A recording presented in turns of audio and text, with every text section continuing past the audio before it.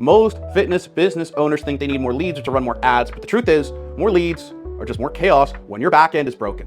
When Simon first came to me, he wasn't just a lazy coach looking for shortcuts. He was working 2, if not 3 jobs, training clients between his shifts, filming content at midnight just to keep like the dream alive, to help people, right? And the reward for all of that was negative $3,000 in his freaking bank account and a business that depended on how much he could personally suffer that given week. There wasn't a system.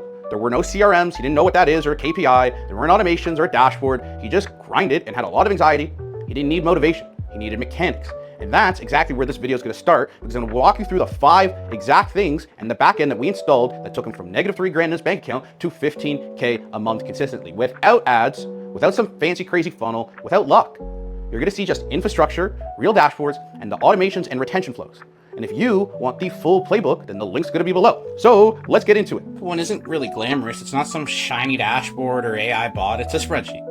But that spreadsheet is what saved Simon's business. So when we first started, there was no Pulse or CRM automations. Well, the Pulse was in development, but whatever. There was nothing visual.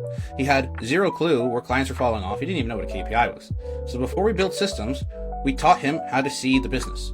So every call, every DM, every consult log, simple columns, lead name, date connected, book showed, closed, no showed, etc. Right? The status. And that was it. And yet, that simple sheet forced discipline, because when numbers are live in cells, excuses die in your head. At first, he hated it. Then we got a VA. We'll go over that later. It felt tedious, but 2 weeks later, he messaged me, bro, I finally know what's actually happening. And so that kind of told me everything. He wasn't running blind anymore. We didn't chase new leads. We didn't have to. We tracked the ones he already had, and suddenly he couldn't predict his weeks, or he could predict his weeks instead of just praying for it, right? And once you can see your ratios, your sets, your shows, your close, you stop guessing and you start steering. So everyone wants this, crazy tech before the truth. But the truth is systems fail when the operator doesn't understand the numbers. So step 1 for every gym, coach, really business, is go manual first and get a VA or yourself to log KPIs daily until it's freaking muscle memory. Automation comes after comprehension, right? Now, really quick, if you want the exact tracking sheet that we built for Simon, the same one that trained him to think like a CEO, it's inside the free 5-step backend playbook below. You could duplicate it, start filling it out this week, and you'll spot your leaks within 7 days. All right. So step 2, once Simon understood the data, the next question was speed. He could see the leaks, but the fix, or by fixing them, this still took hours because every lead lived in a different tab. So step 2 was where we connected everything inside a CRM and built his first automation flow, which is this link that is not loading. So this is all the opportunities that he has, and all this is from organic. He doesn't even run ads yet, right? These are there's over 450 leads in here, and so far there's over 30 closes. But we need to update this soon. But anyways, once he was able to see his numbers, right, the next problem slapped us in the face, which was speed. He was tracking leads, but they were scattered across notes or DMs and screenshots, and by the time he replied, someone else already took the sale. So step 2 was about creating one command center for every single lead, every task, and every follow-up. So here's kind of what we built, one simple pipeline. We went from everything being scattered to then we made a pipeline and we organized stuff into his opportunity. Well, this is basically inside his pipeline, right? So we have new lead, book, showed, closed, no show, reactivation. Each card lives in his CRM and on his brain. Each stage triggers an automated task, which if we go to automations, I'm not going to bore you with this, but if we click on it, whenever basically someone's in one of these columns, it goes and triggers something. So if a lead books a call, the system pings him and his VA within seconds. If somebody no-shows, it reschedules them automatically, and it sends them a message to do so. No more manual chasing or sorry I forgot or wasted leads. And why it matters is speed is trust. So in sales psychology, the first business to reply wins 78% of the time. And before this, Simon's average response rate was over 6 hours. And that's not a marketing miracle, that's just math. Here's the part that not a lot of people talk about, is that automations aren't just for efficiency. They protect your focus, because when your backend handles your follow-ups, you can finally spend your energy on clients. Not most gym owners or coaches, they think about expensive software coding.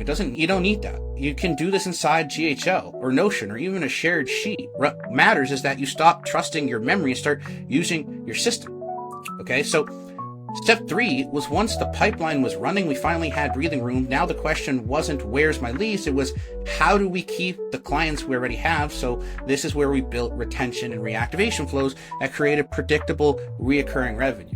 So by step 3, Simon had solved visibility and speed. Now the goal was stability, because leads are great, but reoccurring revenue is what makes you sleep at night. Right? You could wake up knowing what's coming, what's not. He actually ended up quitting one of his jobs because he wanted to put more time and effort into this because he had the recurring revenue. But most of you watching this, whether a coach or a gym, you lose thousands every month, not because you can't sell, but because of what you can't keep. What we built was really simple 2 flows, which was retention and reactivation. So it goes from active client to check-in to renewal to referral, and then inactive client win back, reactivate, right? So the first is retention. Every active client got a 30, 60, and 90-day check-in reminder. Nothing complicated, just structured contact. His VA had one job: message those clients, ask about the progress, note the feedback in the sheet. You would be shocked with how many, when you actually talk to them before they vanish. That's awesome, right? And then we added reactivation. So anyone who ghosted, paused, or finished a block went into light touch flow. So ManyChat would send them a message or a quick loom from Simon like, hey, I saw you fell off, want me to help you get back on track. That single line revived 5 clients in the first month. And why it works, retention isn't sexy, but it's pure margin. Every reactivated client is 100% profit on sale. And so when Simon understood that, his whole psychology switched. He stopped asking, how do I get more? And started asking, how do I protect what I've already earned? And that mindset flipped his business from like a roller coaster to predictable, reoccurring, revenue. So he went from like less than 42% churn reduction, right? And reactivates 5 clients a month. That's 2.5K MRR. So a lot of you watching, whether gym or coach, you think marketing is the lever, but it's not, right? Retention is the moat. If you're losing clients faster than you sign them, you're not scaling, you're leaking. So here's the simple rule before you run another ad: run a reactivation list. Text everyone who left in the last 90 days. Half of them still want help, they just need permission to come back. Inside the free 5-step playbook, you'll find the retention reactivation flows, the DM scripts, the resign trackers, and the 60, 90-day check-in sheet that Simon uses kind of still to this day. I'm not going to put everything in there, but you could duplicate and recover at least 1 client this week, and that 1 client alone could pay for your next upgrade. Message me. But step 4, by this point, Simon's revenue graph looked really healthy, but his calendar didn't.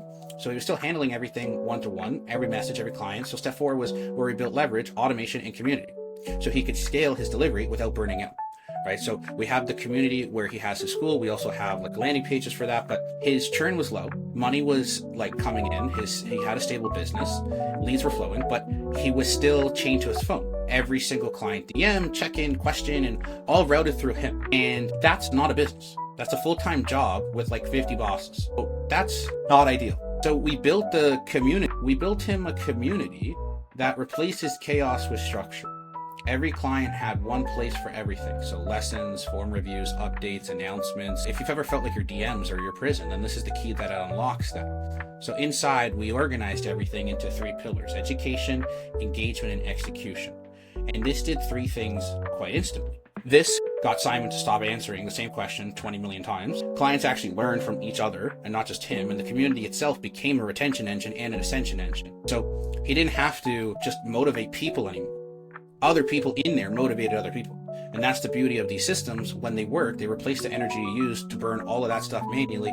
And then the automation layer kind of tied it all together.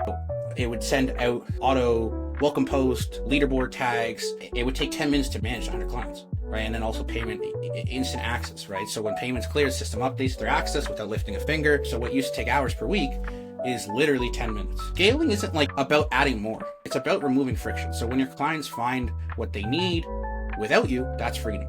And that's why the step matters. It gives you your time back. If you want to see exactly how this backend was built, from the Skool setup to the automation triggers, it's all inside the 5-step playbook. Link below, grab it, and build your foundation once, and you'll never have to rebuild again. If you're getting value from this, drop subscribe, because I'm going to try to drop a video every week on how to systemize your gym or coaching business from the inside out. So, now that Simon's backend was organized and his delivery was leveraged, the final step wasn't technical, it was personal. Because scaling isn't always just about systems, it's about leadership. And so step 5 is where Simon finally stopped being the coach who does everything and became an actual freaking CEO. By the time we got here, he had solid systems, he had tracking, he had a CRM retention community, but he was still burning out. He'd wake up and react for 12 hours straight, but not properly. right? So DMs, calls, content, admin, repeat, zero structure, zero recovery. So we sat down and rebuilt his day like we rebuilt his back end, and now I'm going to show you what that looks like. So the final bottleneck was himself. It was just too much for him to do. So then we went into what's a process called buying back your time, right? I'm not the inventor of this, but what we did is we sat down and I'm like, dude, like, give me a full breakdown of your day. And we sat down of like why he was burned out. And we sat down and made the time management in his daily structure. When we started, it was like all over the place. I remember he would have like a call at, we broke it down into much like more logical things, right? We literally mapped out his life hour by hour. For example, at 9 a.m., first phase is you audit your whole schedule, you map it down. Then you map out your existing work hour by hour. Then you identify and reactivate the time blocks and energy leaks. Then you want to list recurring tasks like calls, DMs, admin, training. So then your 12-hour reactive day is obviously exhaustion. Design, or phase 2 is to design the new architect. So you have deep work blocks, so no phone. That would be from 9 to 12, for example, for him. 12 to 2 would be client block number 1. 2 to 4 would be training and recovery. 4 to 6 would be client block number 2 with more calls. 6 to 8 is ops admin. And then like 8 to 10 is like chill with girlfriend, watch, whatever. Because when he would do here, now he has the opportunity to update his KPIs, to go into client feedback, to update systems. And then with the calls, he was taking 45 or an hour calls, which could have been squeezed into 30 minutes. So now he could do 4 in 2 hours versus like 1.5 in 2 hours, which is just nonsense. For him, training and recovery is also obviously non-negotiable. Then he has the final calls here because he has different people in different time zones. And then finally, this would be like operations, check in with the VA, CRM cleanup, all that stuff. And then off the clock by 8 p.m. because we want to protect his energy, obviously. So then you want feedback from this. And then you go into delegation. Right? He specifically needed 2 VAs that we then eventually shifted to 1. We found one that it was just easier. But sometimes it's hard to find a VA that understands GHL. So we got him one at the beginning for a DM, like admin, for DMing, for KPI entry, for Skool moderation, and daily summary. And we got another one for GHL, for pipelines, tags, triggers, calendar, automations, right? So then it automates for him the end of day reports. So suddenly he was back in control of his calendar and his energy, and he didn't have to do the boring, annoying stuff that was taking all his energy, right? And so within a week, literally 1 week, he reclaimed 20 hours. Now ask yourself, how valuable is 20 hours of your life?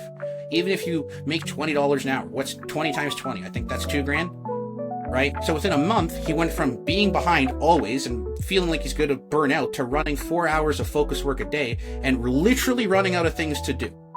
And that's what buying back your time actually means, right? So once the schedule was set, we locked a Friday morning operations review. So he opens his KPI sheet, he records a 5-minute loom to his team, he reviews the wins, the bottlenecks, the next steps. 15 minutes later, everyone knows exactly what they need to do and what matters that week. And this rhythm turned his business into chaos cycle, into an actual machine. And then finally, his VA like religiously updates the KPI. He has the loom, and we adjust this based on their data, his data. There's always continuous improvement. Finally, we'll get to phase 5, but that would be the decision to bet on himself. None of this would have happened if he didn't invest into himself. They ended up making me like this testimonial. This was like a long time ago before he was at 15K MRR. It's one of the first testimonial videos that I have on this channel. But none of this would have happened if he didn't invest into himself. So when we first talked, he didn't have money. He literally had negative $3,000 at his bank account at one point, right? He had a calendar full of nonsense, but he believed more in his future than his circumstances. And he trusted the system and committed anyways. And he trusted me because he knew I got really good results for myself and others. And he'll be the first to tell you, if I hadn't done this without him, I'd still be burnt out and broke. And that's the real moment when you stop waiting for clarity and you buy it. Every founder reaches that crossroads. Most just keep guessing. He invested, he implemented, and now he earns 15K a month with 90% margin and gigantic peace of mind. So here's proof. This was in October. He literally went from negative $3,000 to 15K. And this was his first screenshot he sent me when he was at 10K a month. It's kind of awesome. So for you, of what to do, like your first move, if you're watching this, you want to do this, start the KPI sheet, centralize your leads in a CRM, and start your win backs. It sounds simple, but it is, right? Now, if you're watching this and you're stuck in the same loop and you're tired and you're busy and you're wondering why you're not scaling, then start here, map your day, right? Grab the playbook and go from there. And then if you want the full video of how we mapped his schedule and built his buy back your time operating system, DM me on Instagram or comment below, and I'll send it to you personally. If you want the exact systems, it's linked below. all free, 5 steps, 1 structure, built to buy back your time and scale without like a lot of burnout for you. Now, also, if you found this nice or interesting, subscribe for more like this. Every week I'm going to drop a new video on how to systemize your gym or coaching business from the inside out. Last thing, thanks for watching to the end. If you're interested in this and you want to be set up yourself and it's kind of like more done for you, we can get on a call. There'll be a link below. I'm not going to pitch you anything on there. It's just kind of see if or how I could help. Hope to speak to you soon.